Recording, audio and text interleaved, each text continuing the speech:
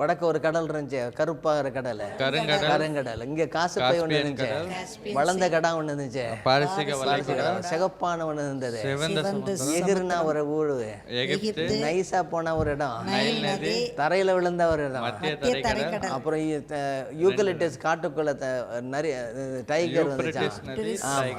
அதுக்கு ரெண்டுக்கும் இடையில வந்து மொசக்கட்டை, அப்புறம் பாபிலோனியா. இதுக்கு இடையில உள்ள ஒரு பசுமையான பகுதி பசுமை பகுதி.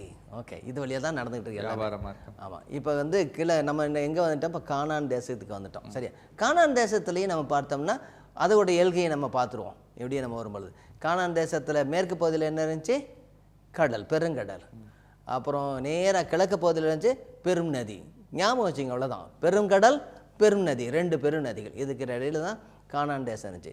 கானான் தேசத்தில் மேலே கலகலன்னு ஒரு ஒரு ஒரு என்ன சொல்கிறோம், ஒரு கடல் இருக்கும், கலிலேயா கடல். கலகலன்னு ஒரு கடல் இருக்கும். அதுலேருந்து ஒரு நதி ஓடும். அது யாரும் கடக்க முடியாது. யார் தான் கடப்பார்? என்ன நதி அது? யோர்தான். ஓகே, அது போய் தொப்புன்னு விழுந்து செத்து போயிடும். சவக்கடல். அதுக்கு மேலே போகாது. அதில் யாரும் சாகவும் முடியாது, மிதக்கவும் முழுகவும் முடியாது. சவக்கடல்.